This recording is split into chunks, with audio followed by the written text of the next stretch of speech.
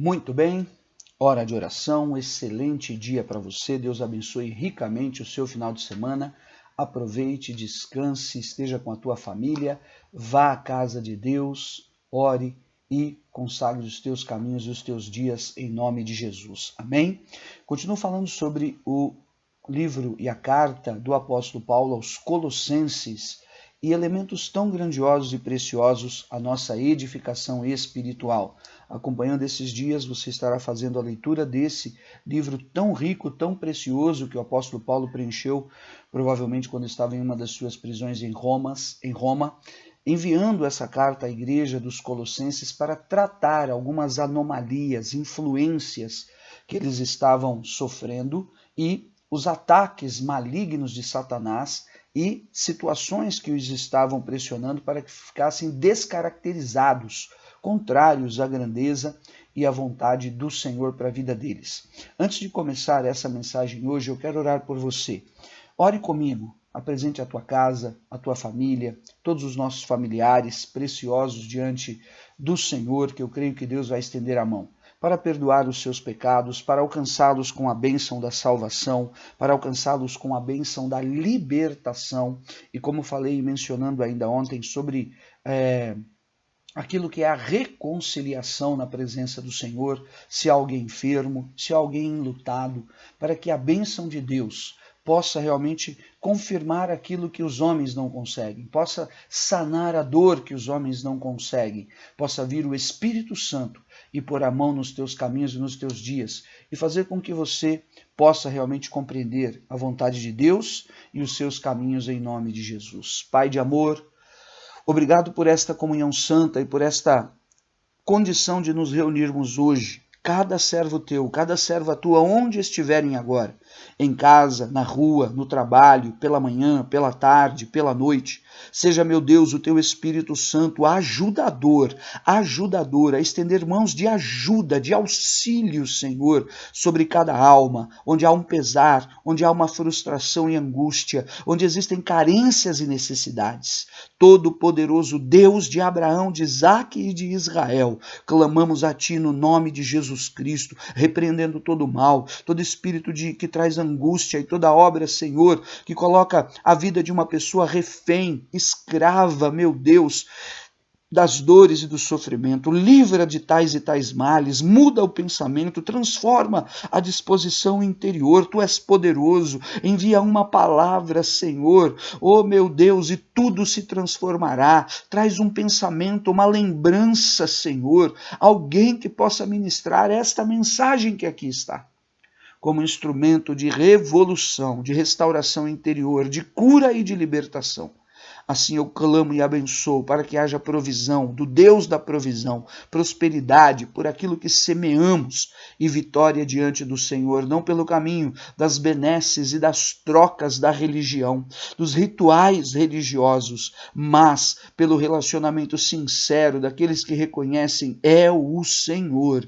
Ele é que está no centro, Ele é o cabeça, Ele está acima. E como temos aprendido aqui nos Colossenses, Jesus é o cabeça do corpo, Ele mesmo se deu à igreja. Seja a honra, a glória do Senhor sobre a tua vida, a bênção de Deus em nome de Jesus nos teus caminhos. Amém. Aleluia. O Senhor é Deus de perto, Deus de longe, Ele te alcance onde você estiver, para te ensinar e te esclarecer em tudo que você esteja carente nestes dias, em nome de Jesus. Amém?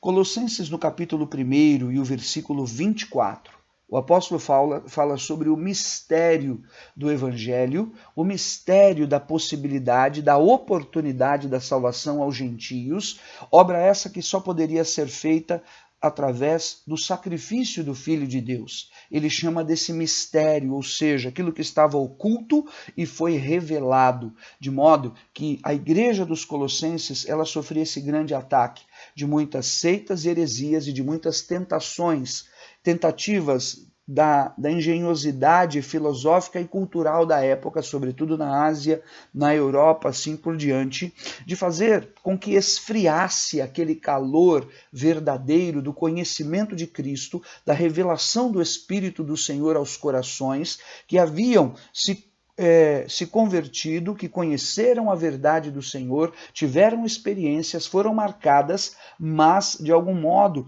estavam esfriando aquele entendimento e aquela revelação, como se não precisasse de Cristo, como se ele fosse um homem como outro qualquer, ou apenas mais um profeta de Israel, e assim por diante, em função de não terem mais todos os rudimentos da lei, o culto na sinagoga, o sacrifício de animais, enfim, por aí vai.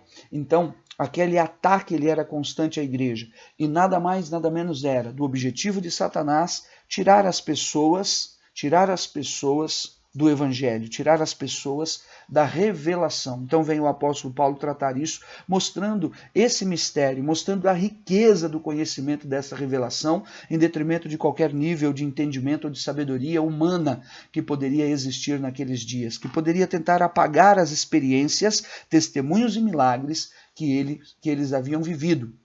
E aí, queridos, a despeito de alguém que pode ser provado na sua carne, que pode viver tentações, que pode se desviar, sabe? O inimigo é astuto e é sucinto em suas minúcias para, de alguma maneira, tirar realmente das mãos da casa de Deus aqueles que o Senhor tem um propósito. Veja comigo. Agora me regozijo nos meus sofrimentos por vós, e preencho o que resta das aflições de Cristo na minha carne a favor do seu corpo, que é a igreja. O apóstolo Paulo falando então que havia ainda um padecimento, um sofrimento pelo Senhor, o que resta do sofrimento de Cristo. Então, aqui podemos enxergar com as perseguições que ele sofria, com aquilo que era a renúncia e o sacrifício que os pastores faziam pela igreja e o preço alto que ali eles pagavam, o que resta do sofrimento de Cristo. No Evangelho de Marcos, falamos agora há pouco, no mês anterior, não é? Os apóstolos deixaram tudo e seguiram ao Senhor, eles também foram perseguidos por conta daquilo que Deus havia derramado na vida deles, o seu chamado e também o seu dom. E lá no Evangelho de Marcos, a palavra do Senhor diz: aquele que ganhar a sua vida, perdê-la, mas aquele que perder a sua vida, achá-la, e cada um carregue a sua cruz. É o que ele diz aqui, do que a palavra coloca, né? O sofrimento que preenche o que resta das aflições de Cristo.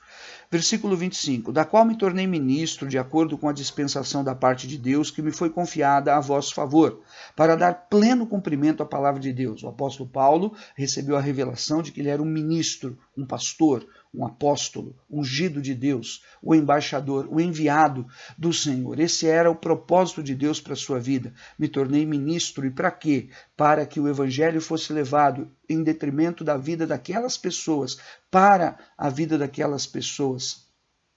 Nada mais, nada menos do que isso. Me tornei ministro de acordo com a dispensação da parte de Deus que me foi confiada a vosso favor.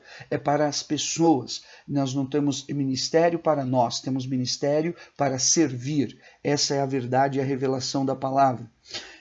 Versículo 26, o mistério que estivera oculto para ser ministro em função das vidas da igreja, do quê? Do mistério que estiver oculto nos séculos e das gerações, e que agora foi revelado, foi manifesto aos santos. Que mistério era esse? Aos quais Deus quis dar a conhecer qual seja a riqueza da glória desse mistério. Deus revelou a riqueza desse mistério. Qual era esse mistério? Que o ministro para a igreja estava responsável. Em outras palavras, ele diz no versículo 27, a esperança da glória desse mistério entre os gentios, isto é, Cristo em vós, a esperança da glória. Ou seja, não há outra filosofia, não há outro caminho que possa levar a Deus, é a cruz, é o sangue de Jesus, é o poder do Filho de Deus, que transforma a maldição em bênção, que liberta dos pecados, que faz um mover especial para que aqueles que estavam longe, sem Deus na terra, vivendo resolutamente suas vidas conforme suas paixões e conforme seus encantamentos, tenham essa oportunidade, essa possibilidade, não da morte eterna, mas da vida eterna na presença do Senhor. Amém? O mistério entre os gentios, isso é, Cristo em vós, esperança da glória, o qual nós anunciamos, advertindo a todo homem e ensinando a todo homem em toda sabedoria, a fim de que apresentemos todo homem perfeito em Cristo. Um ministro que tem este dom e este chamado,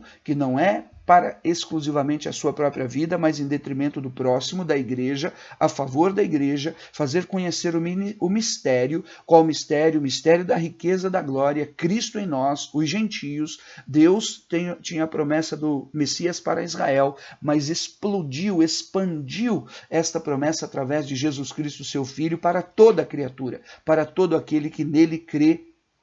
E este é, então, o caminho que ele vem anunciando, advertindo, ensinando, ou seja, exortando, mostrando, abençoando, declarando: fiquem firmes, estejam na casa de Deus, congreguem, sabe? Existem grandes adversidades, muitas influências, a carne é fraca, advertindo, admoestando, exortando, consolando, confortando, orando. É isso que ali ele estava fazendo, e é isso que nós fazemos como pastores na presença do Senhor, amém? A fim de que apresentemos todo homem perfeito em Cristo. Ele estava preocupado com a edificação, com a formação, com o crescimento, com a melhoria da qualidade de vida daquela pessoa, no âmbito da condição, da transformação do velho homem no velho homem, para que ele pudesse se apresentar a Deus da melhor maneira e diante de todos os seus relacionamentos da melhor forma. E por último, versículo 29 por hoje. Para isso é que eu também me afadigo, voltando no início que ele disse, né? O que resta do sofrimento de Cristo, eu me afadigo. Quando você, por exemplo, jejua, você aflige a sua alma. Quando você deixa o seu querer para fazer a vontade de Deus, você está afadigando a sua própria alma. Esforço-me o mais possível. Ele se esforça, o reino de Deus é tomado por esforço, segundo a eficácia que opera eficientemente em mim. Que ele estava dizendo que o poder de Deus operou nos apóstolos. Em Pedro, em outros textos ele fala, não é? Mas aqui ele diz, opera também eficientemente em mim. A condição do Senhor é de eficácia. Ele chega e faz, no tempo e no prazo correto. E esse poder opera eficientemente na vida do apóstolo Paulo. Amém? Guarde esses elementos no teu coração. Aprenda e cresça. Esse é o objetivo do Senhor para a tua vida. Cristo, riqueza da glória, mistério revelado em nossas vidas. E vai valer a pena viver por Ele. Vai valer a pena enfrentar sofrimentos, angústias e privações por Ele. Mas certos de que há um galardão, há uma recompensa, há uma bênção e há uma vitória. Neste mundo, nesta terra, porque ele prometeu vida e vida em abundância. Mas, independentemente de qualquer condição da vida nesse mundo, saiba, o teu nome está escrito no livro da vida. E a glória do Senhor, ela é soberana e será superior no final dos tempos, no julgamento dos vivos e dos mortos. Amém? Excelente dia, ótimo fim de semana. Compartilhe essa mensagem. Deixe o teu pedido de oração nos comentários. Para mim é uma grande alegria estar todos os dias aqui compartilhando a palavra do Senhor em nome de Jesus. Fica com Deus.